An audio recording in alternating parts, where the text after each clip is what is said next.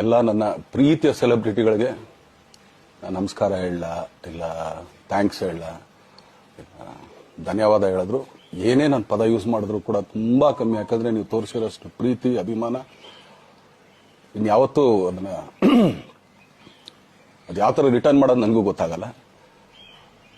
But ಇವತ್ತು actually ಇಲ್ಲಿ ಕೂತ್ಕೊಳ್ಳೋಕ್ಕಾಗ್ಲಿ ಹೇಳೋಕ್ಕಾಗ್ಲಿ ಒಂದೇ ಒಂದು ರೀಸನ್ ಏನಂತಂದ್ರೆ ಈಗ ಆಕ್ಚುಲಿ ಬರ್ಡೇ.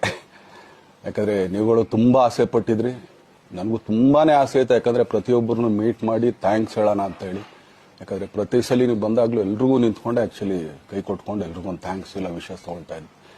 ಬಟ್ ಈ ಸಲ ಒಂದೇ ಒಂದು ಪ್ರಾಬ್ಲಮ್ ಏನಂತಂದ್ರೆ, ಏನೋ ದೊಡ್ಡ ಪ್ರಾಬ್ಲಮ್ ಅಂತ ನಾನು ಹೇಳ್ತಲ್ಲ, ನನ್ನ ಹೆಲ್ತ್ ಇಶ್ಯೂ ಅಷ್ಟೇನೆ, ಇನ್ನೇನೂ ಇಲ್ಲ.